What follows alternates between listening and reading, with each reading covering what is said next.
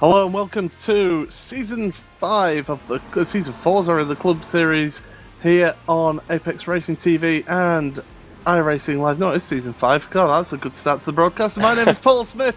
Alongside me is Adam Bath with Samuli Kumo on the cameras. And well, it is rounds 5 and 6 of the series, and we're here at Twin Ring Motegi running the full Grand Prix circuit, 2.9 miles long, 14 corners for them to attack. And well, after the drama and the excitement and the craziness of last week at Monza, we come here into Japan for a couple of interesting races. The second race tonight will be at night, so we will have the cars under the lights here. And well, Adam, we've had 4 rounds of the championship. Drivers are making their early moves in the championship, and it's a certain Mr. Matt Bunn who's taken the early charge here. Yeah, he has, but he hasn't got too much of an advantage over the so-called the king of race ones, Piers Pryor. He's got a 25-point lead over Pryor going into this third race meeting of the season. The Club 73 karting with Nitro Racing driver Paul Smith, Piers Pryor in second. Diogo Melro is in third, the reigning series champion, so he's not too far off the top. Scott Malcolm, Tier 2 driver, up inside the top 5. Brilliant job from him so far. Yeah, he's in fourth for the Automech Academy team. CQR driver Michael Hall is in 5th. Ben Gregory in 6th. Alex Everett 7th. Andrew Woodhouse, Tier 2 driver for this season.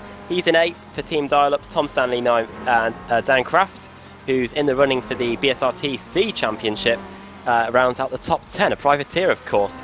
And we'll just recap you the Tier 2 standings. Scott Malcolm leads Andrew Woodhouse by 24 points. Stuart McFadden is in 3rd, with Craig Evans in 4th, Sean Gardner 5th, Mark Woodhouse in 6th, 7th Jason Rowe, 8th Ben Warburton, 9th Jim Flanagan, and Perry Warburton rounding out the top 10 there. And it is close between McFadden and Evans, only 3 points between those two. Over in the team standings, CQR leads Club 73 with Nitro Racing by 69 points. Automech are in 3rd, the Automech Academy team that is. Team Mad, team's champions from last season, they're in 4th. With GVR in 5th, Radical Racing 6th. The Kunstvoller team for Subaru for You in 7th. Team Dial-Up in 8th, 9th. Club 73 with Hive Hill Motorcycles stood in 10th. Isle of Base Automech in 11th. Great GBR Brit Modeler in 12th. GBR 2 Ultiplay in 13th. Joint 13th. With Electric Motorsports, and those are the standings. Yeah, I think we should basically just leave and start this broadcast again. We're not having the best of days of it, but I'll tell you what, just in the process of qualifying at the moment, and these drivers, they're all just running here. Currently, Piers Pryor is provisionally on pole position, but is only just ahead of Diogo Melro, with Michael Hall right behind them as well. Nobody able to break into the 154s as yet, whereas in the practice session, I know Michael Hall was the only one to make it into the 154, so they can be done.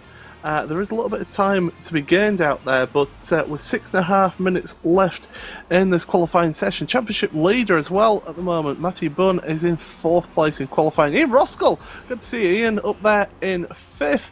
Chris Wood 6th, Adam Hadfield in 7th, Ben Hackerson 8th, Sam Reed 9th, and Tom Stanley rounds out the top 10 in qualifying. Now, this track here at Motegi, it's a completely different challenge compared to last week at Monza, Adam, and how do you prepare for a challenge like this? Such a vast difference. You've got the more sort of technical track with this rather than the out-and-out high speed of Monza. Yeah, I think really you've got to spend most of your time trying to learn the circuit. They don't have to nail the setup, of course, because the Club Series runs a fixed setup, so that's one thing less to worry about. It's all really just about knowing your entry speeds, knowing your braking points, so you can get some overtakes done and setting the quickest lap time. Obviously, Michael Hall has done that better than most, especially in practice, where he was a good half a second quicker than the rest. Still yet to try and achieve that pace in qualifying. His personal best still good 6/10 of a second slower than his practice time. But yeah, that's what it's all about, knowing the circuit and making sure that you get the braking points right, because they are so important in setting these lap times here at Motegi. Yeah, certainly are. And I know for the second race we do have a few penalties for people as well, which I'll bring up with you now. So people with backer grid penalties for the second race, tonight. Ethan McColgan, David South. There's also Lewis Bibby and Jeroen Kaiser have also got outstanding penalties that have been carried over to this week. And Adam Hadfield also has a 10th-place grid penalty as well. So people, getting a few penalties here in from last week, and we did see a few incidents in that second race, and I believe it was that second race where the majority of the penalties came from, Adam. Yeah, it was in. We saw some pretty big incidents actually in that second race at Monza last week, and many of the drivers paying the price for it. Didn't we have a safety car? I think we might have had a safety car in that second race of the evening. So that pretty much explains the action that we had and summarises it up really. The action we had in that second race there. Yeah, it certainly does. And before we carry on, you did mention Dan Kraft. I don't see his name on the timing screen, so Dan, unfortunately, not here today after having such a brilliant opening 2 rounds of the championship. Thought he was going to be maybe fighting for a championship there, but unfortunately not able to attend today. 43 drivers are currently trying to set qualifying laps at the moment, so a really big field once again in the series, and we're seeing how difficult it is to make some of the moves that and some of these drivers are really difficult to get past. You look at the defensive work of, say, like Scott Malcolm last week, or Perry Warburton as well. It shows that we've seen this improvement season upon season in this club series from these drivers, and it's great to see because it means that the quality just gets on better and better each time. And yeah, I think the perfect example of that was last season, where finally the 2-time champion Pete Harris was taken off his top step by Diogo Melro, and we're seeing how much he's improving in the Pro Series. He's now cracked the top 10 consistently in that series, and we're seeing other drivers moving their way forward. I think Jim Flanagan, he's usually consistently at the front in second races, of course, benefiting from those reverse grids. And Matt Bunn and Michael Hall, they're now leading the championship. Of course, got a great team in CQR behind them, and Piers Pryor, who seems to dominate these first races now. So we seem to be getting good talent flow coming into the club series season upon season. Yeah, and the thing is, it's not just in the overall championship; it's also in the Tier 2 championship. You look at how close that is as well. So there's action all right across the board here, and it's certainly looking good for this round 5 race. We've got about 2 minutes left in qualifying here, and Diogo Melrose still in second place behind Piers Pryor on that qualifying grid. We got one of the who was that? It was one of the dial-up cars, Ben Warburton, I believe. Yeah, turned around there, and what on earth happened there? He was coming out the pits, and I believe the CQR car in front of him got on the brakes to avoid cars coming through, and he took avoiding action onto the grass and ended up turning around, but he's still running, so he'll be looking to get a good time, because 40th place for Ben Warburton, Perry Warburton 39th. That dial-up team really is not getting on with this track and the conditions here today. We'll mention the conditions. It is, let's see, partly cloudy, 74 degrees Fahrenheit air temperature, track temperature 83 degrees. It is late afternoon here, so it is a little bit cooler as that track temperature, and maybe these conditions suiting some other drivers compared to what you'd normally see here. Wonder who's getting adjusted to that Japanese tarmac. Of course, that's one of the major factors here, as David White and one of the Tom Stanley goes for a roll. Thankfully that we don't have the one-car rule in this championship, and he should be back. But yeah, that's one crash that's just unfolded there. Yeah, some drivers taking time to get to learn this track. Andrew Woodhouse for Team Dial-Up, though, he is putting them on the verge of the top 20. He's currently in 21st place. I think really it's just about learning the track. I wonder how long these guys have been practicing. I know Andrew Woodhouse, along with his commentating duties, doesn't have as much time as some of the other drivers, but yeah, 21st place for him and Team Dial-Up, who have had a pretty solid start to the season, better than where they ended up last season. See if they can push on from there after the reasonably good opening 2 race meetings. Well, that's it. Andrew Woodhouse, currently 8th in the championship, 2nd in the Tier 2 standings. He's, I was speaking to him beforehand, actually, before he came in here into the commentary booth, and he wasn't feeling confident. He's mainly going for points here today because he's not getting on with the track, but he is pleased with the start for the team and for his personal championship, and he'll be hoping to carry that on through these 2 rounds here tonight. The checkered flag is out, by the way, so drivers now on their final lap here in qualifying. Piers Pryor is just running round the back part of the circuit, running a little bit over the grass. I think he's just giving a tour to Sam Reed, who's behind him at the moment. Where's Sam on the standings? Ninth place. So maybe just giving a tour to his teammate, trying to work together the 2 Club 73 karting with Nitro Racing cars, working together just to try and get them moved further forward. And Piers, just pulling out the way of Sam now. So Sam is the one who's trying to improve here through these final 2 corners under the oval track, which were used in the Pro Series earlier on this season. And well, coming through these final 2 corners now, the left and the right chicane there, onto the power nice and early. Don't run too wide, or else you'll get a slowdown, get an instant point there. And he set the lap time 156.0, but it doesn't improve him, so he stays in 9th place for the time being. Anyone else out on track still? Diogo Melrose still out there at the moment. He'll be looking to set a lap time here. Michael Hall and Matt Bunn as well. They're 2, not too far behind Diogo at the moment. Diogo calls into the pits, but Hall and Bunn, they carry on. Will they see any improvement in their lap time? They come around that final corner now, coming across the line, and they set a 155.1 for Michael Hall. So pole position there from Michael Hall on his final lap. Matt Bunn slightly improves his time there on his run as well, but doesn't improve in position. But Michael Hall there stealing pole there at the end, and I do believe everybody has run. So Adam, why don't you take us through our 43 car grid then? Okay, so Michael Hogg takes the pole position, still 0.3 of a second slower than his time in practice, but it's good enough for pole position anyway.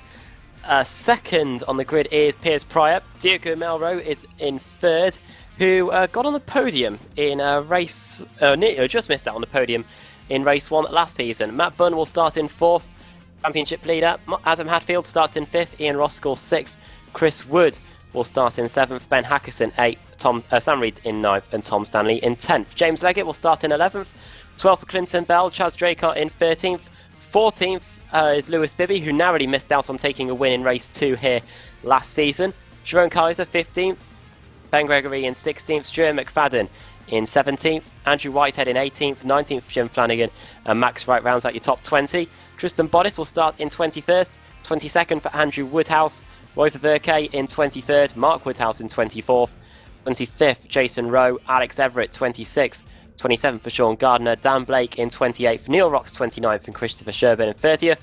David White will start in 31st, Stuart Atkinson 32nd, 33rd Phil DeCare, Scott Malcolm 34th, Dale Green 35th, Rob Graham in 36th, John Roberts 37th, Lorne Murray 38th, 39th Perry Warburton, 40th Ben Warburton, Alan Brown 41st, Adrian King 42nd, and Ethan McColgan will start in 43rd after not setting a time.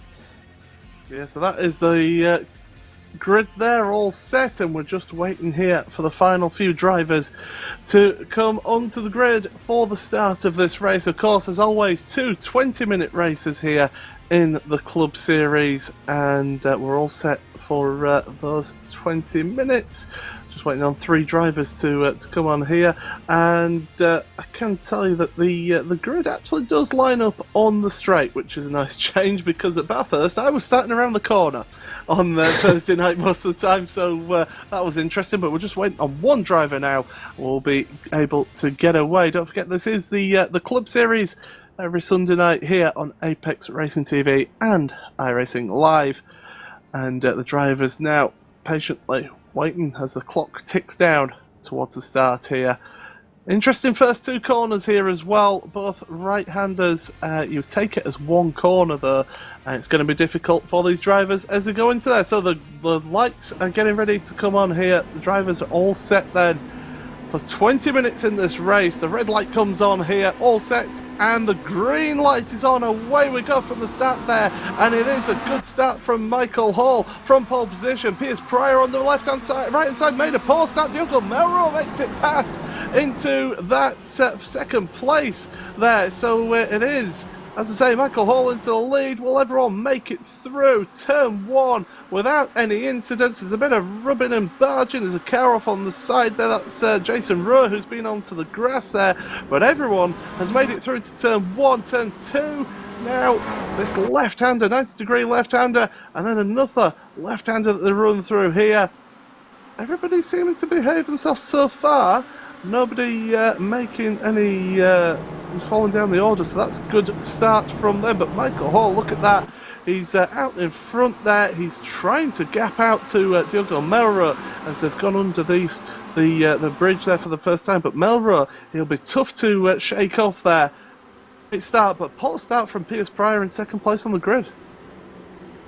Yeah, I don't know if the dirty side of the grid helps or had a factor in that at all, but yeah, Diogo Melro was just quickly up the inside of him, and he was able to take that second place, and he's not allowing Michael Hall to get away too much in these early stages. Of course, championship leader Matt Bunn is just outside the podium in 4th place there, so he'll be able to gain some ground, of course, because Diogo Melro is the guy that's trying to chase him down in the standings. Certainly is, and out the hairpin they go then. It is Hall from Melro, Pryor, Bunn, Hadfield, Hackson, Wood, Roskell, Leggett, who's up to 9th place now, and Tom Stanley in 10th. That's the top 10 of your field. Plenty still people further back though, trying to go too wide down into this 90-degree right-hander. It's a tough downhill braking zone. A lot of bit of contact going on further back, but everybody, as I say, just behaving and working together. Andrew Woodhouse appears to have a little bit of a slowdown penalty. He's got a little bit of damage on the front right as well, so he's had contact in this one at the start. And Perry Warburton actually has gone back to the pits. He's had to take a tow, so he is out of this race. And in fact, he was upside down after, I believe, making contact with his teammate. Oh, yes, no. The two teammates came together, and it was down into that right-hander, as I was saying. So, yeah, disaster for Team Dial-Up. They're just not having a good race at all. And, well, the other Warburton is now into the pits as well. Not what they wanted. All contact between Jim Flanagan and more contacts, and it's off into the wall for Flanagan. He was racing with that boosted motorsport car. It was Max Wright, I think. No, Andrew Whitehead. Andrew Whitehead, yeah. Is it? Number 40, yeah. Yeah, it was Andrew Whitehead, who had a bit of a moan after a bad rejoin by another driver in the first race last season. He's been involved in contacts with Jim Flanagan on lap 2 of the race. Well, looking at the front here, Diogo Melro is looking busy. He's got Piers Pryor all over the back of him. So Pryor's trying to make moves on Diogo, and Diogo's trying to make moves on Michael Hall. Hall seems to be just maybe controlling the pace of this pack as Pryor looking to the inside into that hairpin.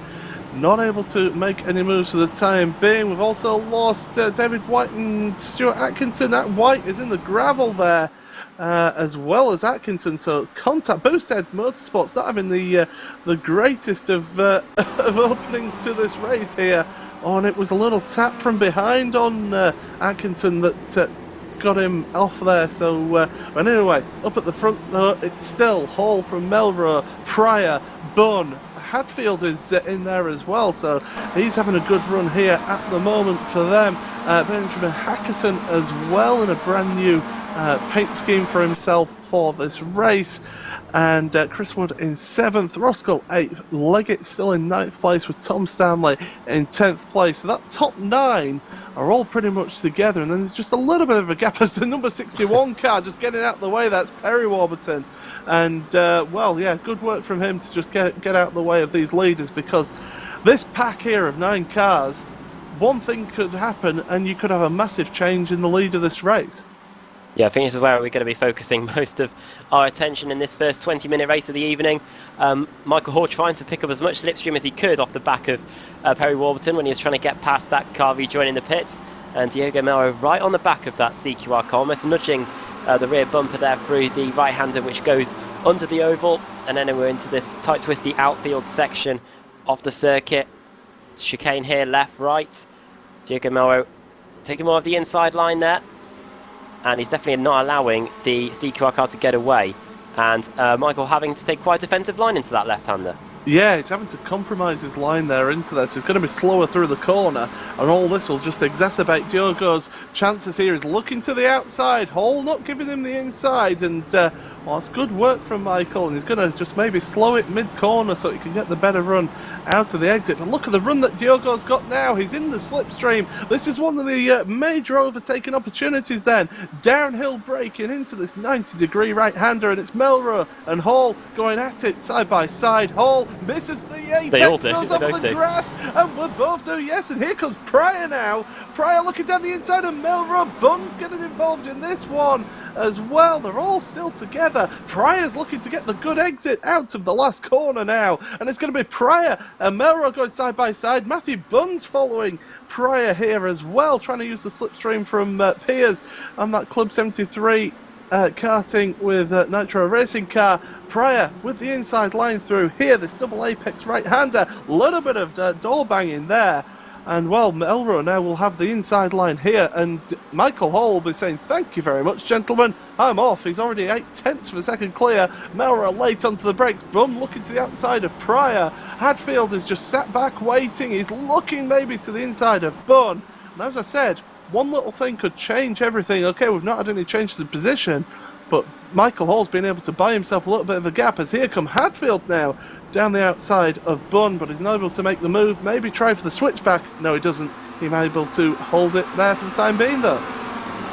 I think Piers Pryor was thinking the same thing as Diogo Melro. Let's try and work together and close back up to Michael Hall again, because they saw probably how much of a time they lost whilst they were battling in those opening few corners of lap 4. And they know if they work together, they can probably close back up to Michael Hall and get 2 positions for themselves. Michael Hall last time around today, 1:56.9, 1:57.3 for Melro and 1:56.9 for Piers Pryor. Of course, Melro and Hall had to take that compromising line. Piers Pryor having a little bit look at the inside there, and Adam Hadfield is getting nudged by Ben Hackerson through the tight hairpin and onto the back straight. Yeah, and he's going defensive straight away, and Hackerson and Chris Wood, they're looking for positions. Ian Roskell are behind, as well as James Leggett. You just look at it, it is just one big queue, and now the front 4 have made a little bit of a gap here as Hadfield and Hackerson side by side. A little bit of rubbing there. Hackerson had to get out of it, and Chris Wood, he takes the advantage with that Club 73 with Highfield Motorcycles car, and he's gained a position there, so Hackerson down a place. But as I say, those front 4 have just gapped them out by a second now, and I think that's what those front 5 will have wanted. They'll wanted to just try and get away from that battle pack, just to get a little bit of breathing space. Didn't take too long, did it, for Diogo Melro to close back in on Michael Hall.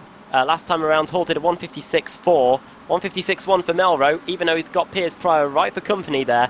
And the CQR car, the championship leader, of course, Matt Bunn, just keeping a watchful eye, hoping that something happens between this leading trio. Oh, Leggett and Bunn have been going side by side. Not Bunn, Leggett and Roskell, sorry, side by side. And Leggett has made the move there on Roskell. Roskell's trying to make the fight back with Tom Stanley now looking to the inside of Ian Roskell into this right-hander. They've got Clinton Bell behind as well. And they're still side by side as they come out that right-hander. And Roskell just giving a little bit of space there, being respectful of Tom, and Tom now switching to the inside, trying to get later on the brakes, but not able to make that move. So Leggett up a position there on Roskell, and still look at that battle between the front 3. They're still, you could cover them by a cloth, half a second between the front 3 there. Absolutely fantastic racing. Jeroen Kaiser's made a move on Stuart McFadden. Oh, there's a Club 73 car round. And, well, the Sam Reed is off there. Lewis Bibby, I believe, is also off. He was turned round. It may have been his teammate that turned him round there. We'll have to have a look there. I'm just having a look here. Yeah, it was his teammate, Sam Reed and Lewis Bibby got together. Well, they're not teammates. They're in 2 different teams, but they might as well be in the same. But here's the battle for the lead then. It's Hall and Diogo Melro side by side. They're going through the final part. A little bit of contact. Hall out of control. Really having to hold it through there. Slowed them down. Diogo Melro, as you say, makes contact, but he's now losing out to Piers Pryor. Pryor's going to come down the inside. This has closed up the gap to the rest of them once again. and Pryor looking to make that move. Matt Bunn trying to follow Pryor through here as well, and Pryor, he tried this move a lap earlier, didn't make it work. They're still side by side. Oh, a little bit of squeezing going on. Bunn, oh, don't make it 3 wide, guys. I know it's a pretty wide track here, but we know what the history of 3 wide in this series is like. And Hall still holding on to that lead, but Pryor trying to hold it round the outside for second place. And Melrose, fantastic work. He's still not quite got it though, and they're still going side by side. And there's 2 right-handers coming up now. So interested to see how they go here into this right-hander. Pryor down the inside. Melrose trying to carry the speed around the outside, a little bit of space there given. Good work between the 2 of them, but this faster right-hander, Melrose may have to concede. A little bit of barging there, a little bit of bumping, door banging. Still side by side, and Melrose finally dropped behind, so Piers Pryor eventually makes that move into second place. To be fair, I thought Melrose would have been able to have got the position back because the left-hander going into that chicane would have worked in his favour, but no, Piers Pryor did a fantastic job of being able to brake later and go around the outside. And it's interesting because Melrose by far so far this race has looked the fastest out of the guys at the front, but now we're going to see what Piers Pryor is made of. He's got that second place. Can he chase after Michael Hall and try and take that win? Yeah, that's the question now. It's 7/10 of a second between them at the front, and you get the feel that Michael Hall, because he does have the ability of going a lot faster than he has been. I do wonder if he's just holding back a little bit, trying to look after his tyres, because he has mentioned when we've previously spoken to him that tyre wear has been an issue for him in previous races, so maybe just looking after those front tyres, trying to get a little bit more life out of them, so later on in the race he'll be able to push on and gap them out. But Pryor now, he's the second place man. He's trying to make the moves in for the positions for the lead, but at the moment still it is Michael Hall, Piers Pryor, Diogo Melrose in third place, Matthew Bunn fourth, Adam Hadfield still in fifth place with Ben Hackerson in sixth, Chris Wood in seventh with James Leggett, as we were saying, up to eighth. Tom Stanley has made it past Ian Roskell now, so he's up to ninth with Roskell in that 10th place. So that's your top 10 for you, with just under 8 minutes left to go in this race.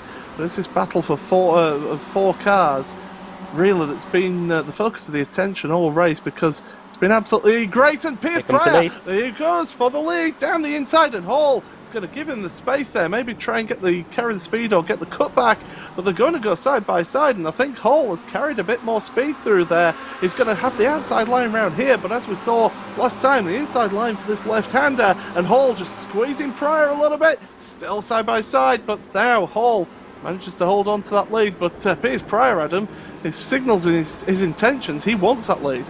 Yeah, minor scared there for Ezekiel Walker. Bang, bang, up the back.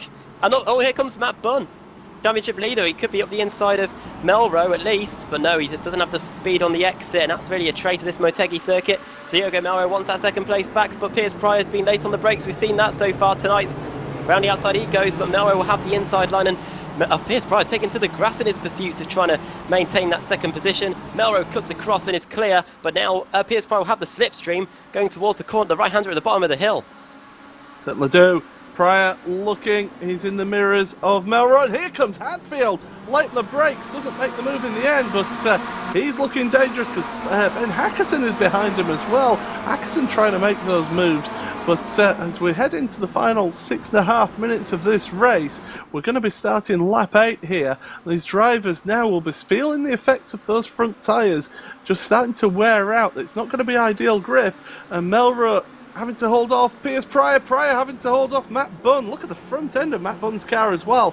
All sorts of damage on the front end that will be affecting his top speed down the straights, where he'll be hoping for the bit of the draft, bit of the slipstream.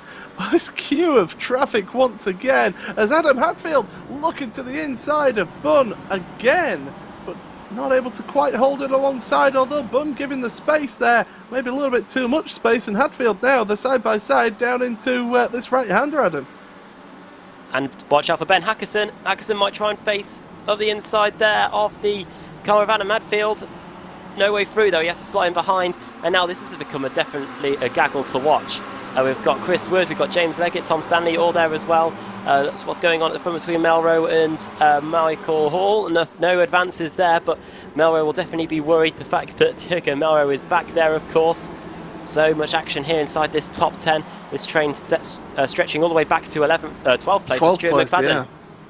Yes, it's absolutely fantastic, but still, Bunn able to hold on to that 4th place as we head into the hairpin once again. 5 minutes remaining, and Melrose is now mounting the challenge on Michael Hall in that CQR car. And Team Mad driver Diogo Melrose, of course, series champion, current reigning champion in this championship, going down into the right-hand, 90-degree right-hander, and still unable to make a move there.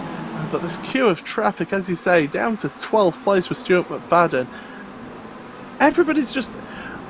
It's almost as if people are scared to make moves, and when they do make moves, you're able to make the cutback, Adam.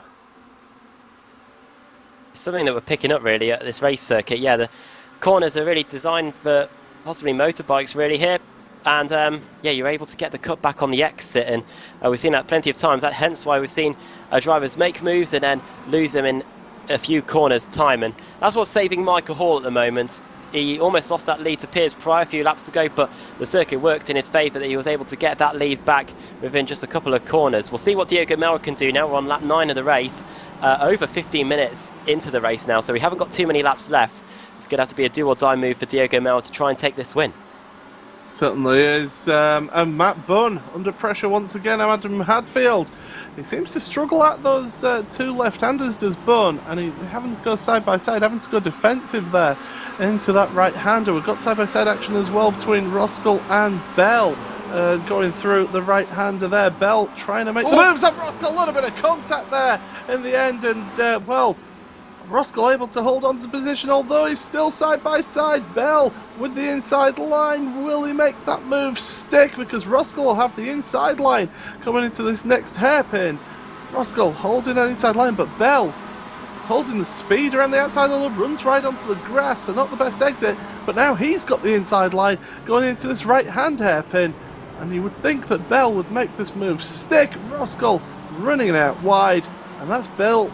Hunter Bell up a position there, up into 10th place, although Roskell does have the run going down the hill. Enough a man about who's making a run down the hill. Adam Hadfield, Matt Bunn squeezing him to the right-hand side there. That'll compromise his exit there, and that's exactly what's happened as Ben Hackerson loses a position as well. But side by side, it is Hadfield and Bunn, and Hadfield trying to make a move for that 4th place, but Bunn with the better run out of that final corner, able to hold on to that 4th place. But that's a real scrap now between those guys. I was about to give Adam Hadfield a round of applause because that was a fantastic... Oh, he's on the inside! He's committed! Contact's made! And thank you very much, says... who's that? That's through. That is Adam. That is Chris Wood, and it's still continuing. It's all getting a bit messy there, and... well, Hadfield and Chris Wood have made the positions on Matt Bunn, although Wood made it past Hadfield, but Hadfield now trying to make the move back on him. Hadfield late on the brakes, in fact too late to the brakes, and Wood will be able to cut back in front there. So Hackerson's back in out. front, and Hackerson, yeah, wow, what happened to him there? That must have been some contact, and yeah, off he goes. It was, yeah, onto the grass there, and there was no stopping the car. Can't tell if it was broken steering or something was wrong in the end. He had contact with Adam Hadfield into turn 2, but yeah, that's what put pace to his race. He'll be hoping for a reverse grid to go in his favour. Well, we're into the final minute and a half here, and it is still Michael Hall who is in the lead of this one, but he's been under intense pressure all the way through this race from Diogo Melrose and Piers Pryor. Melrose and Pryor have switched positions. Both have had a go to try and get past, and here comes Pryor down the inside of Melrose as speak there, trying to get the run through that right-hand hairpin. But Melrose able to get on the power earlier there, trying to pull ahead, and he does so. He had the slipstream from Michael Hall ahead. But going down into this right-hander, there's going to be one lap after this one, so the next lap will be the last one. And time is running out for these guys to make the move for the lead. But Michael Hall, it's been a great show so far from him. But still, the battling goes on further back as well. Yeah, the battle for best of the rest, 4th position. It's definitely not over. Munn wants those positions back. The positions he lost to Adam Hadfield and to Chris Wood. He's now under pressure from James Leggett as we head down the front straight to start what is the final lap of the race. Car 66, James Leggett up the inside into the first corner, and for the second time in 2 laps, Matt Bunn loses a position in turn 1. on this twin rim Motegi circuit. Who's next to try and get past him? It's Clinton Bell. Could this be the tyre starting to fall off here? It could well be. Don't forget, he has got that damage on the front end of his car, so it will be affecting his grip. And he's trying to go around the outside of Leggett here now, and Leggett just giving him enough room. Meanwhile, at the front, Diogo Melro, 0.2 of a second between him and Michael Hall. And, well, they cut through this right-hander. And, well, we've lost Adam Hadfield. He's been disqualified from the race just on that last lap there. So Hadfield, after making those moves through the field, it's lost out in the end there. So he's down. So, too, we've just lost James Leggett as well. So he's been disqualified on this last lap. It's a terrible tragedy, and Matthew Bunn is at a standstill as well. He's had major contact, but at the front still, Michael Hall, Diogo Melro, Piers Pryor, they're all together. They're battling over the position to the podium. We don't know what order they will finish in, but this is your podium for the time being. Around the hairpin we go now for the final time. Michael Hall just got enough of a gap, you would feel, to hold on to that position, although Melro and Pryor both have got this slipstream as they go downhill, this plunge downhill, as they head down to go underneath the oval circuit for one final time in this first race. And Michael Hall, you would feel, is going to hold on to that position. He's got that first place in his sights through the final two corners then, and the checkered flag is waiting here. Melro trying to get the better run out the final corner, but it's going to be Michael Hall who takes the race one win here this week at Twin Ring Motegi in the Club Series. Diogo Melro is second, with Piers Pryor in third, 0.6 of a second covering them in the end. Stuart McFadden, really good finish to finish 8th in that one. Still battling further on, Andrew Woodhouse and Matt Bunn. So Matt Bunn's fallen down to 23rd then after that incident last lap. I don't know if you saw what happened to him, but yeah, he was around underneath the bridge earlier on in the lap. So Matthew Bunn then goes across the line, so he's finished now. And well, the final few drivers are coming round. Some of the drivers that have been affected by incidents in this race. Stuart Atkinson, a lot of damage on his car. He's coming through to finish this one. David White is another one who got caught up in incidents earlier on, and he's just coming through the final few corners now. Alan Brown, he's going to get a finish under his belt in a point scoring position as well. Jim Flanagan, he'll be cursing his luck in this one, that he dropped all the way down to 36th, and Ben Warburton is still running there in 37th. Don't know if you've managed to catch what happened there, Adam, to Matt Bunn. Yeah, well, what happened was, going into the right-hander to go under the bridge, it looks like James Leggett misses his braking point, which opens the door for Matt Bunn. Bunn comes across to try and take the racing line going under the bridge, but finds James Leggett is still there, and they both go off into the wall. James Leggett goes onto the oval circuit. He goes so high in the air. and yeah, Matt Bunn ends his race. And, well, we've still got drivers finishing their races as well. Ethan McColgan will be the final driver who will come across the line then. He's in 40th place. But it's, well, he's finishing. That's the thing. He's finishing the race, whereas some of the other drivers have not done that, especially not on this last lap, and across the line he goes. So that is everybody who's finished. So, Adam, why don't you take us through then that final result? Yes, okay. Well, it's a terrible race for the championship leader. Michael Hall, though, for CQR takes the win. Damage limitation for CQR. Diogo Melro takes second place in the end. Try as he might, he just couldn't get past Michael Hall, and neither could Piers Pryor, who finishes in third. Chris Wood takes fourth then in the end after a whole load of position changes on the final lap of the race.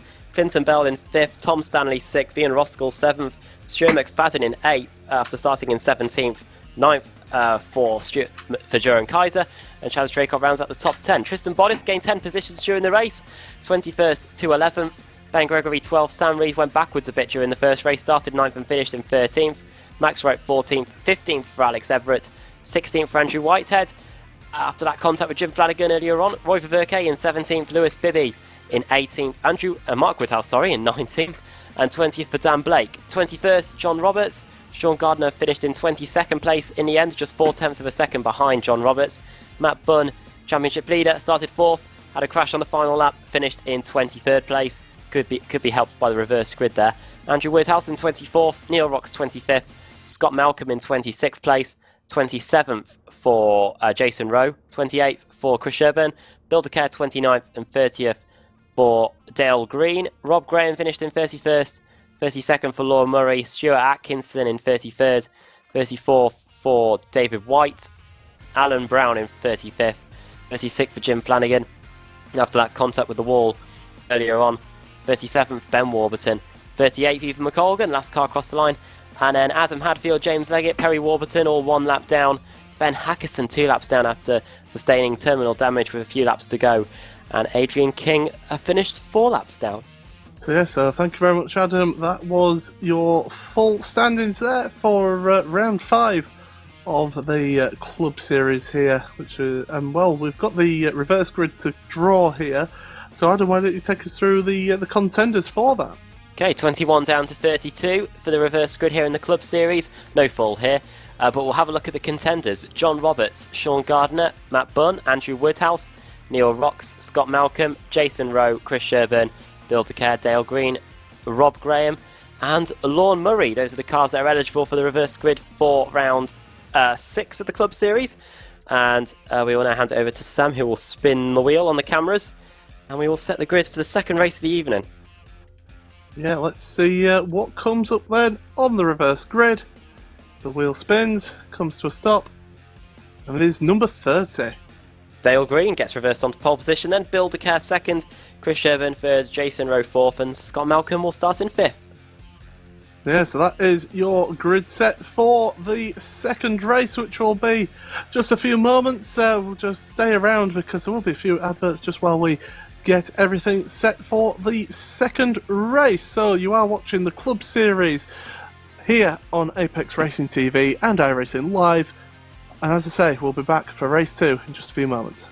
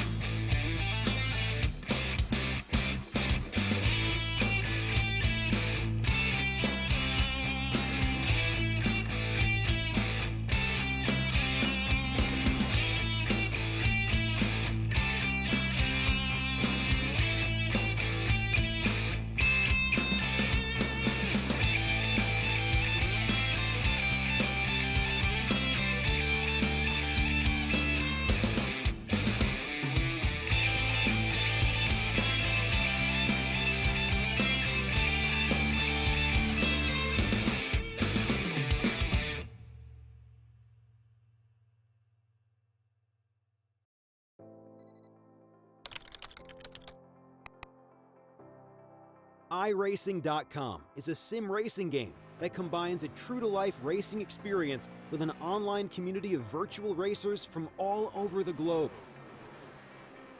iRacing offers a multitude of officially licensed cars and tracks, laser scanned with millimeter accuracy. Their car models and mechanical systems are based on real-world physics and engineered in cooperation with manufacturers and race teams.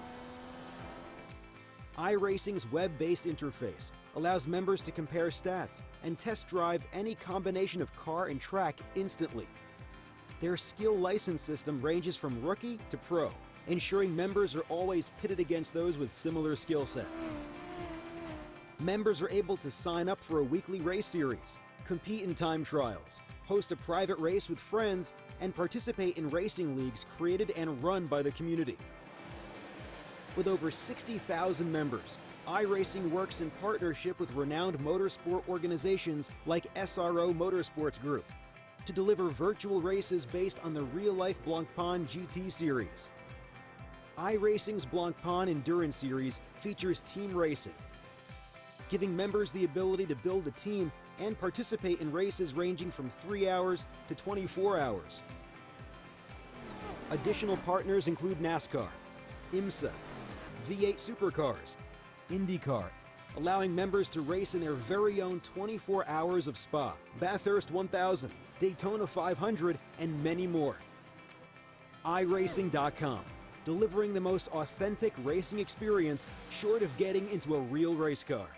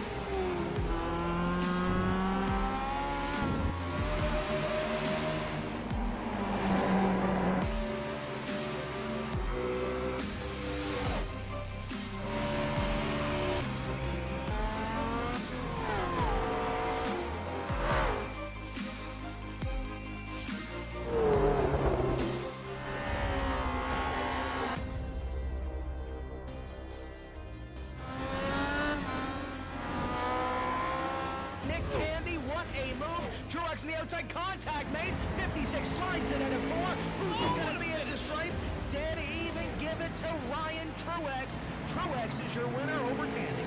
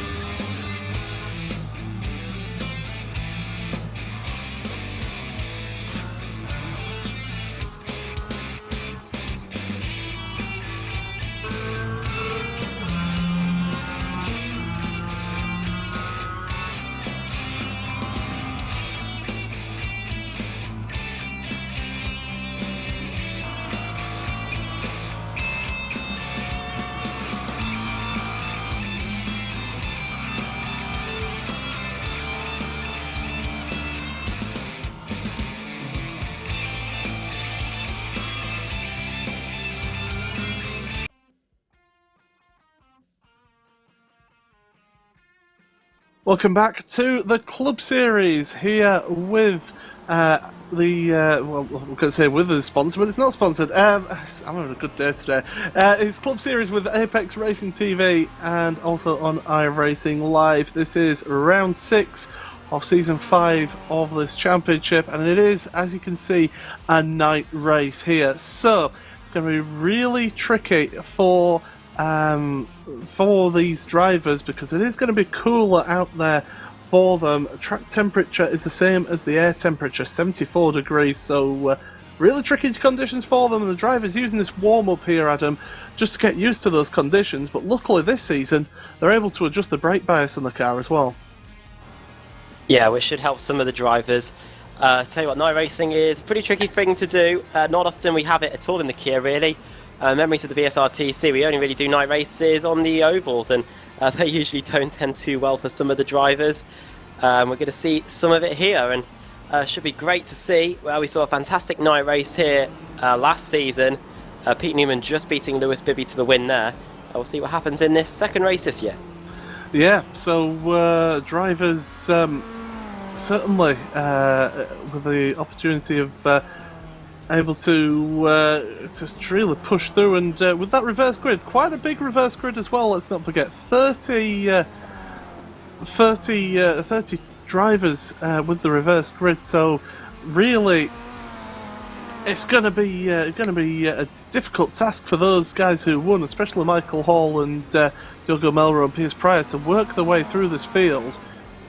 And with these conditions, anything could happen. And it usually does, doesn't it, in the Club Series? Expect the unexpected and all those cliches that we parade around all the time.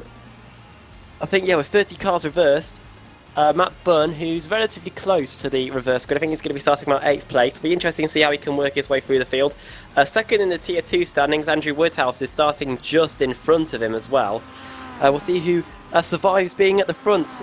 In some of the race 2s we've had in recent times, the guys that usually start at the front in race 2 usually drop off, so we'll see what they can do. We've just got on to 1 minute before we go to the grid as well. Yeah, so, well, as you say, well, it's about 30 seconds to the grid, actually, so and the unfortunate thing for us is we only get a minute to say the grid, and it only comes up when it switches over to the race session, so that's why, Adam, you always hear him panicked on the reverse grid here, but we'll try his best to get through. I can read it now. Oh, go on if you want. If you've got that, then that's fine. Go ahead. Okay, then. So starting on the pole position for this first, well, I hope it's right considering all the penalties that have been applied. But starting on the pole position is Dale Green. Second, Bill DeKeck. Third is Chris Sherburn. Jason Rowe will start 4th. Scott Malcolm in 5th. 6th, Neil Rock. 7th, Andrew Woodhouse. 8th for Matt Bunn. 9th, Sean Gardner. And John Roberts will round out the top 10. 11th for Dan Blake. 12th, Mark Woodhouse. 13th, Lewis Bibby. 14th, Roy Ververke. 15th, Andrew Whitehead. 16th, Alex Everett. 17th, Max Wright. 18th, Sam Reed. 19th, Ben Gregory. And 20th is Tristan Bodis. 21st, Chaz Draycott. 22nd, Jerome Kaiser. 23rd, Stuart McFadden. 24th, Ian Roskell. 25th, Tom Stanley. 26th, Clinton Bell. 27th, Chris Wood. 28th, Piers Pryor. 29th, Diogo Melro. And 30th is our race 1 winner, Michael Hall. 31st for Stuart Atkinson, 32nd David White, 33rd Alan Brown, 34th Jim Flanagan, 35th Ben Warburton, 36th James Leggett, 37th is Perry Warburton, Ben Hackerson 38th, 39th Adrian Green, and 40th Sharon Kaiser, Lewis Bibby 41st, Ethan McColgan 42nd, and 43rd will be Adam Hadfield. Yep, so we're all set then for this second race here at night. And, well, we're all set here. 43 cars on the grid once again. The red light is on, so those engine revs will raise. Round 6 of the Club Series is go, and it's not a good start from pole position for our pole sitter Dale Green, but Bill DeCare coming through on the inside in towards turn 1. The interesting thing is, will everyone make it through here? Look at the sliding, the cold tyres, and yeah, no, big contact. Who is that round? Is that Matthew Bunn involved in there again? As, well, Jason Rowe is off to the side as well. And, oh, there's still big incidents going on further back there as drivers fall further down. Well, there's no track blockage yet, so we'll be carrying on racing here. But everyone it's like ice skates here at the moment, with drivers going off left, right and centre. Further back, they're all struggling around, and we've got a slow down penalty for somebody there as well. And well, all change here. That Bun actually up to 3rd place at the start here, and he's going to make a move for 2nd. He's behind Scott Malcolm now, so Malcolm, he seems to be the king of race 2s this season, managing to make himself through to the front here, Adam. But when he goes off, in fact, in through the chicane, and it's going to be Matt Bunn who takes the lead. 8th to 1st. How long did that take? Just about half a lap, and that's extraordinary. Oh, we've got an accident further back as well. Everybody making it around though, so yeah. Quite a few cars involved there. Stuart Atkinson, one of them involved. James Leggett, I believe, was involved in that one as well. So we've had some big incidents at the start here. But the man has been making the most of it, making hay while the sun shines, or while the moon shines. It's Matt Bunn who's out in the lead there. Scott Malcolm is 2nd with Builder Care, our pole sitter, still in 3rd place though. Yeah, Sam Reed was one of the cars that had to take evasive action in that yellow Club 73 car through the first corner, so not a good start for him. But yeah, Scott Malcolm started 5th, he's up in 2nd place. Builder Care is now 2nd, and Neil Rock started 6th, is up in 4th place. So good stuff in those guys. Andrew Woodhouse is up in the mix as well. Got 2 wide coming out of the final corner there as we come across the line. We've got a car off in the background, one with a Scottish flag on. Across the line we go then, start lap 2. Tom Stanley versus Ben Gregory, versus Max Wright, and it looks like Ben Gregory has got that position for now. Yeah, we've lost Ethan McColgan, unfortunately, and Jason Rowe here from this race early on. Tom Stanley is battling with Dan Blake as they head down into his right-hander. Stanley having to go defensive. We've got positions changing. Rocks off. Rocks, yeah. He's well, he doesn't get his rocks off here. He's getting off the track there, losing positions. Andrew Whitehead, Andrew Woodhouse as well, up to 4th place here. Ben Gregory and Dale Green. Oh, Gregory late on the brakes there into that right-hander and taken the place. Good move on Dale Green there. So Gregory's a man on the move here as well. And yeah, changing places all over the place here. Max Wright now behind Dale Green. He's looking to the inside. He's trying to make the move on Dale. And Max Wright, it looks like, has got that position as well. So Dale Green past Tom Stanley there. Stanley will try and get back past though. At the inside he goes. Car number 961. And the 72 car behind of Dan Blake trying to get through as well, who didn't have the best of qualifyings, but he's up towards the sharp end of the grid here in this 2nd race of the evening. Round the outside goes Tom Stanley. That's the position for him. Dan Blake will try and do the same, but I think it's going to work out for him there. But Dan Blake trying to get past this Tier 2 car down the long straight towards the bottom of the hill. And we've got battling further back as well, as Alex Everett is trying to make moves on Neil Rocks, but Michael Hall, Rob Graham, Sam Reed and Kurt are all together here. Chaz Draycott's involved in this battle as well. Michael Hall's made his way past Rob Graham on the outside through that right-hander towards the end of the lap here. Sam Reed at the head of them. Just out of interest, Piers Pryor up to 15th place now in this race, so really able to make the moves forward as Ben Gregory is battling with Neil Rocks in towards turn 1. You've got a slow car out the pits. The 21 car just come out the pits, Jason Rowe, and trying to stay out of everyone's way. In the most part doing that, but Gregory just making a little bit of contact with him. But Gregory to the outside now, around the outside of Neil Rocks, and he's going to make that move stick as he is just on the grass, on the dirt. That's going to compromise the second part of that corner, and Neil Rocks holds on to the position. Close there, and it's not over yet. Gregory, we saw how good he was on the brakes in this corner a lap ago. Here we are on lap 3, up the inside he goes. Not able to get it done this time, his car 113, and Neil Rocks is able to hold on. Yeah, Rock's doing a fantastic job as we've got a gaggle of cars further back. Ben Hackerson, Jeroen Kaiser there battling with each other. Piers Pryor just at the front of them. Like I say, Piers Pryor up to 15th in this race after starting. Where did he start? 26th. So good work from Piers to work his way through. And Rob Verke is taking a tour back to the pits, so he's going to be out of contention for decent points here today. But still, battling with drivers coming through. Diogo Melro is only up to 22nd with Michael Hall just a place in front of him. So those two are struggling to make their way through compared to their compatriot from race 1, their podium sitter in race 1, Piers Pryor, who's moved through the field. In fact, Pryor's lost a position. It's Clinton Bell here on this lap. So Bell, his teammate, moving in front.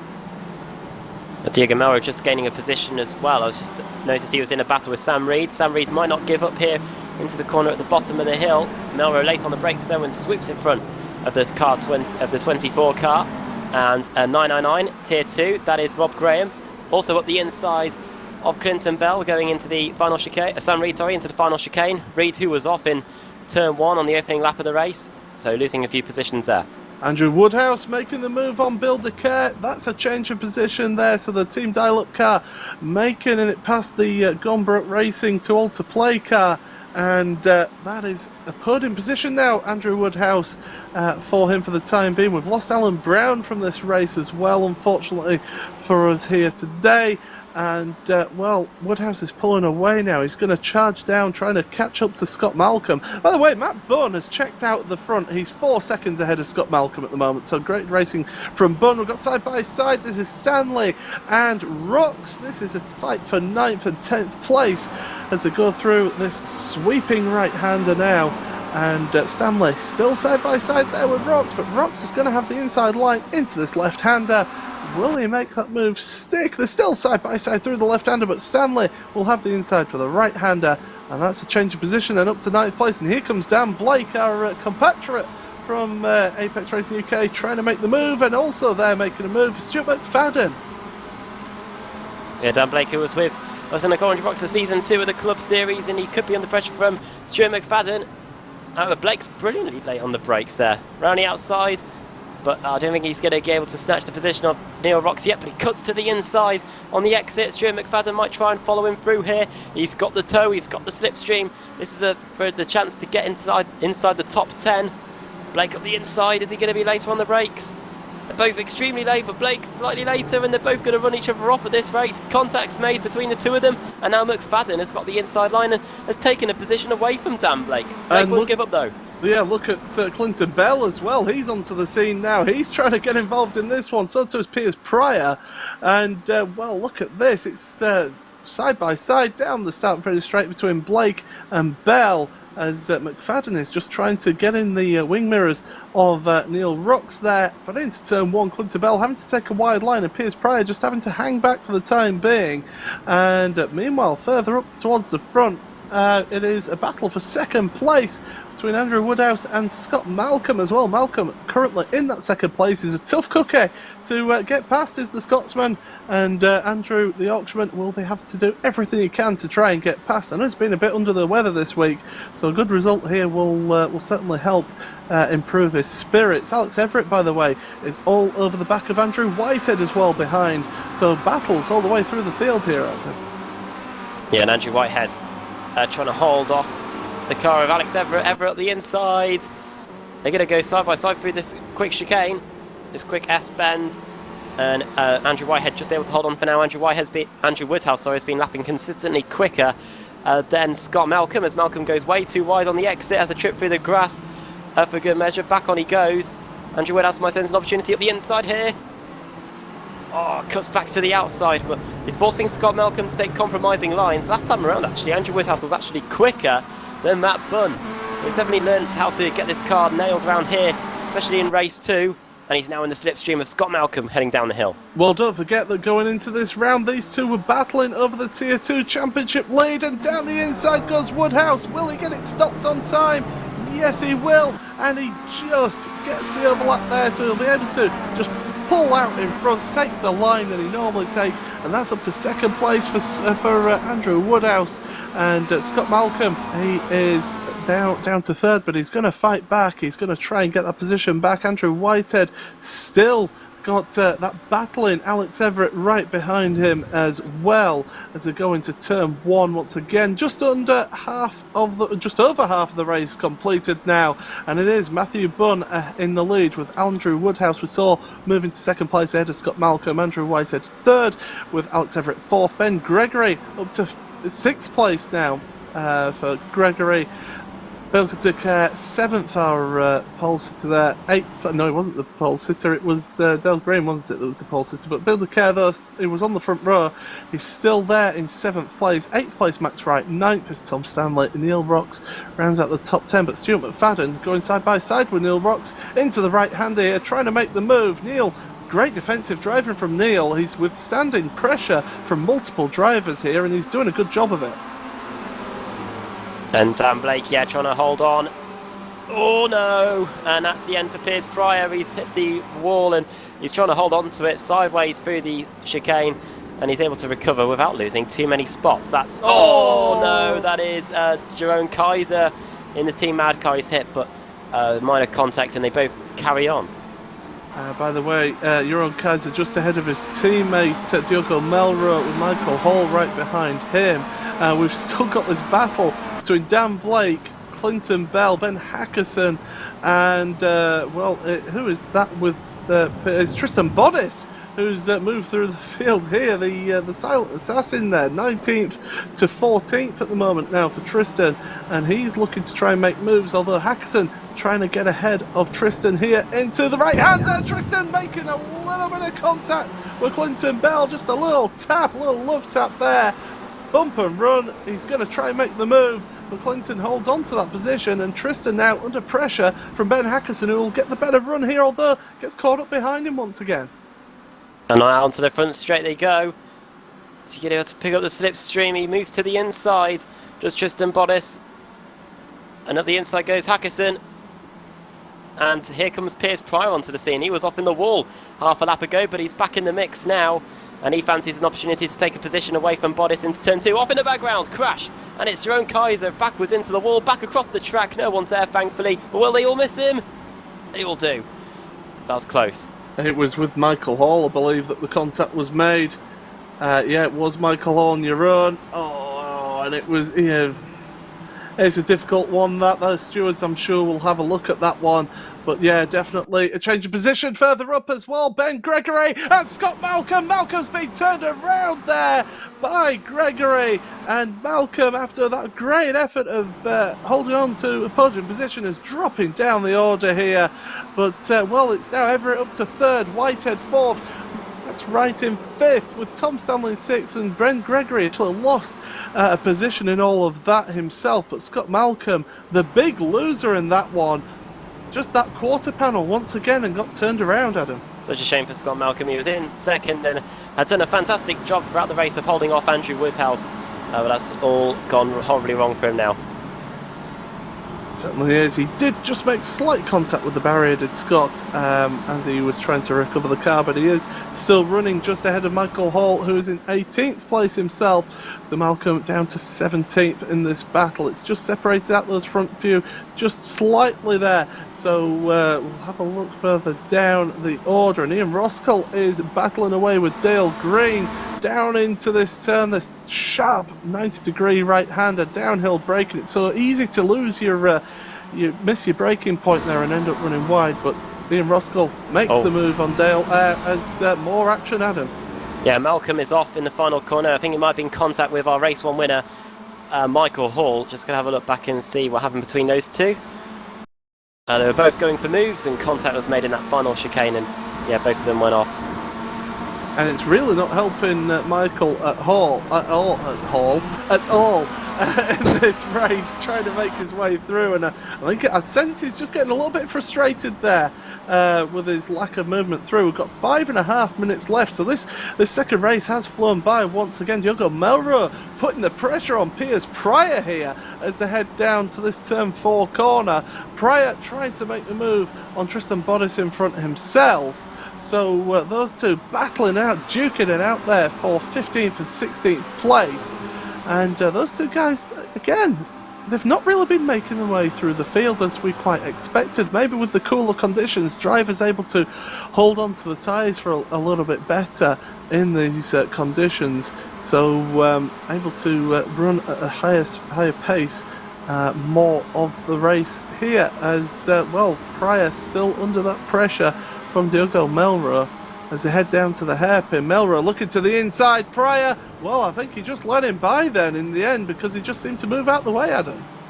Yeah, I don't know whether that's a result of him nursing some damage from his earlier off, or maybe, I know it's cool conditions, but maybe tyres might be a factor. But yeah, those two have been inseparable though the entire evening. They were battling for second and third in the opening race meeting of the day. They're battling now for 15th and 16th, and it's Melrose that's now in 15th.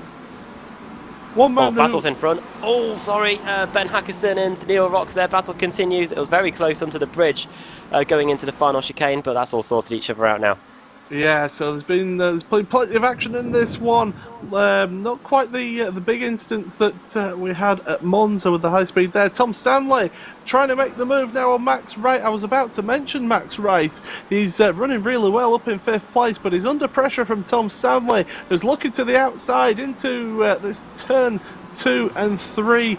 Double apex left-hander, Wright holding an inside line, Stanley on the outside line. He's going over the grass there, and Wright able to cut across to get the inside line for the next corner, turn 4, and here comes Ben Gregory. We've seen how late he is on the brakes. He has to take avoiding action from Max Wright, and well done, Ben Gregory, because that could have been a disaster there between the two of them, as Wright and Stanley still going side by side.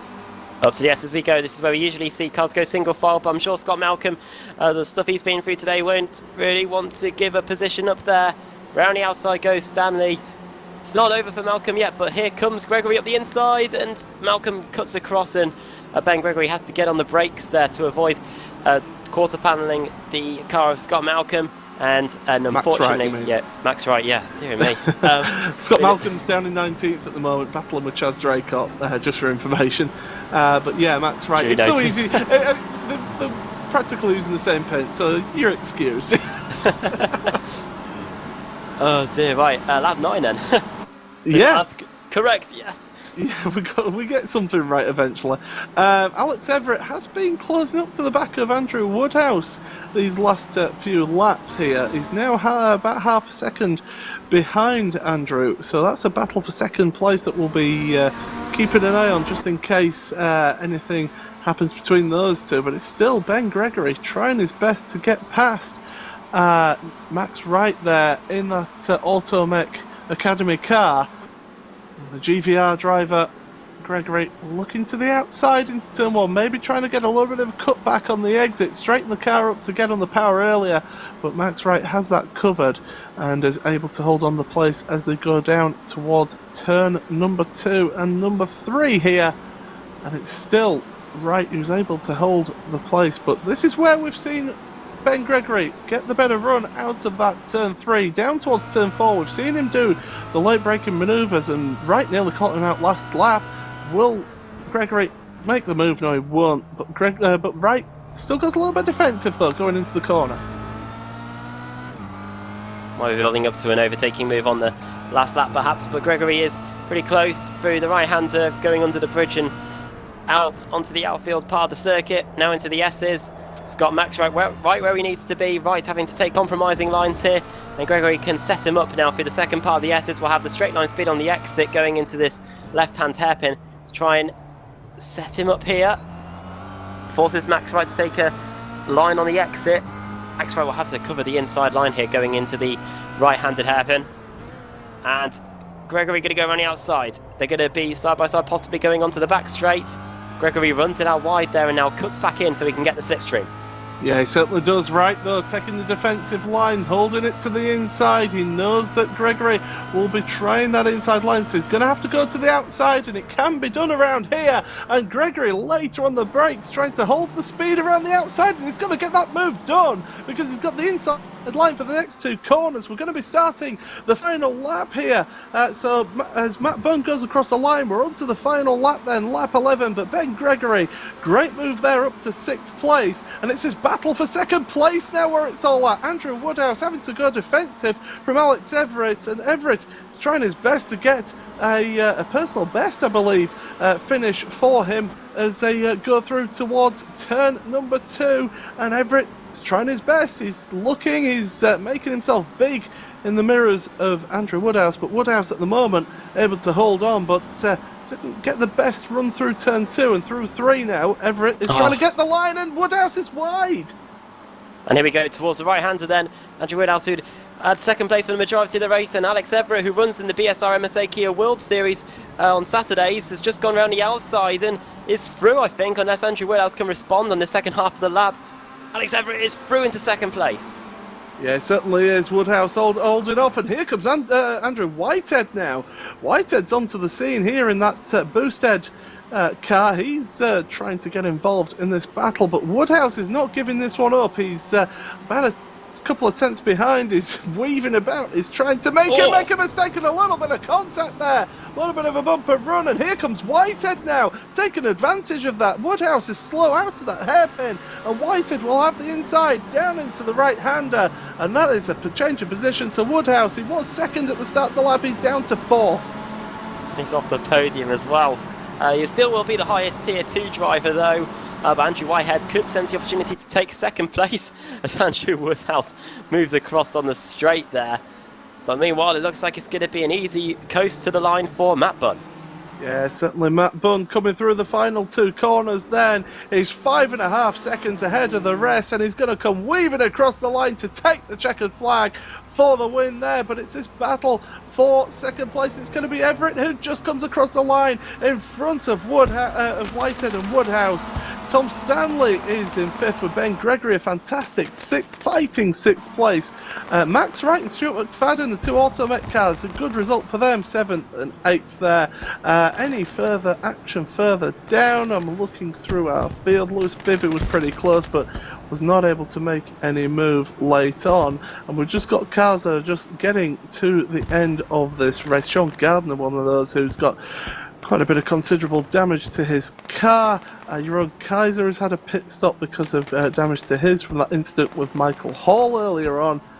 Chris Wood as well involved in an incident earlier on, and so he is way down the field. So too is Chris Sherburn.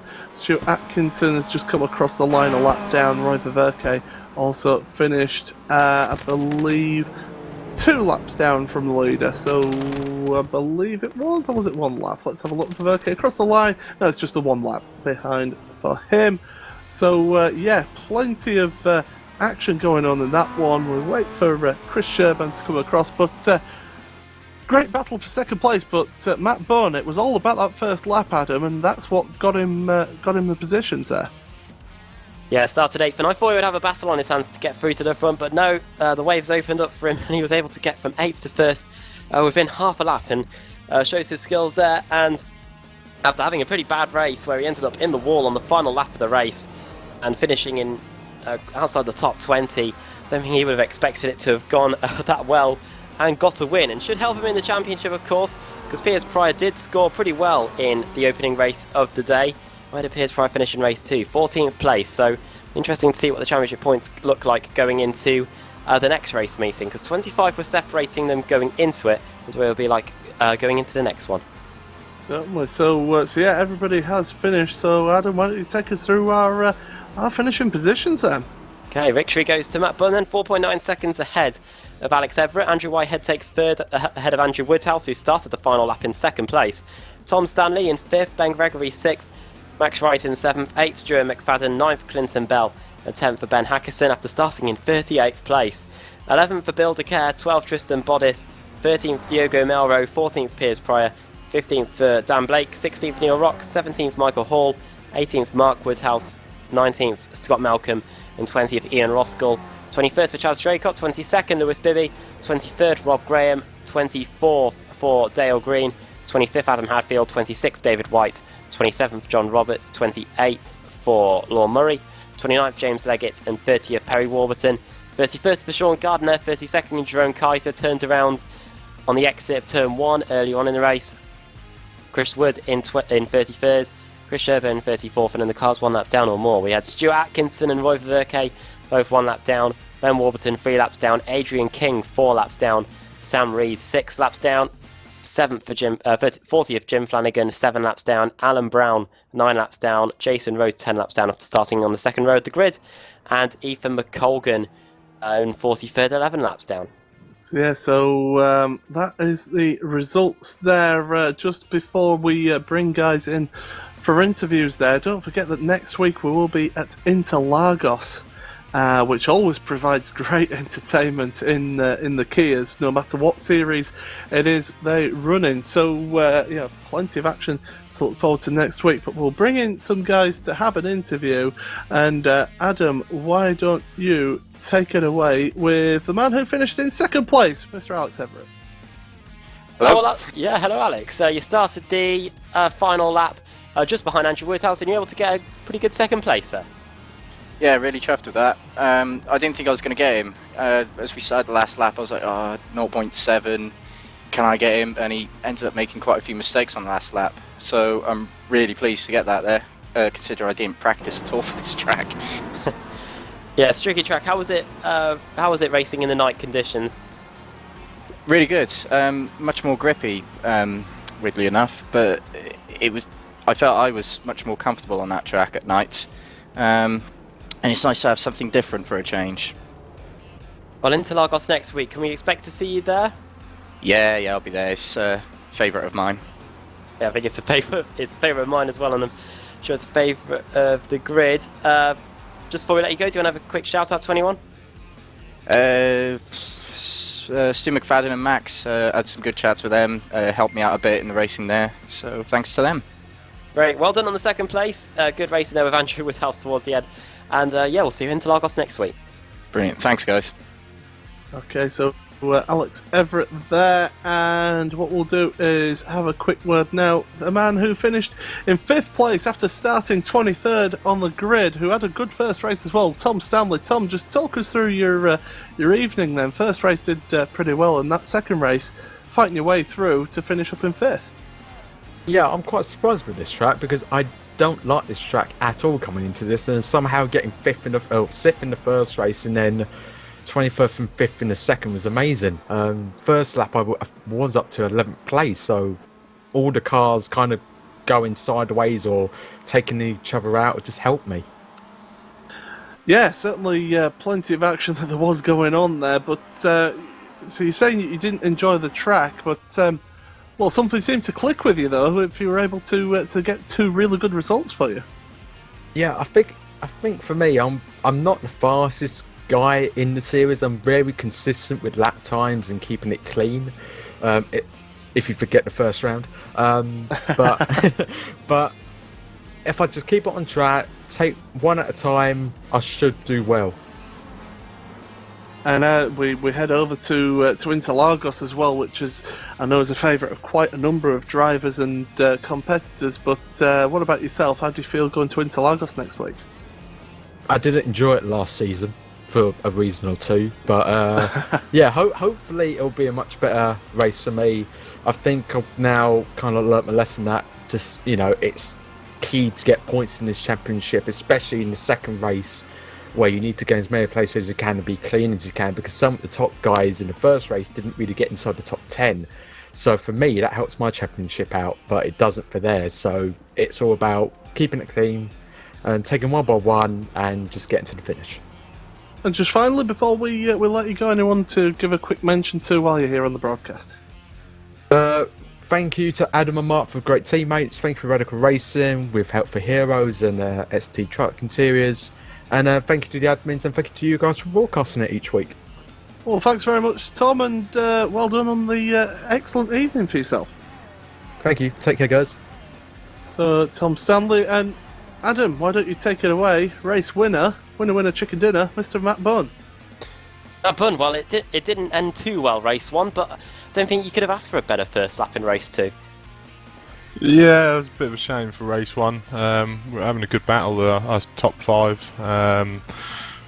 Was going to be happy with a top 5 finish, sort of concentrating on team points really. You try and forget about the drivers at the minute.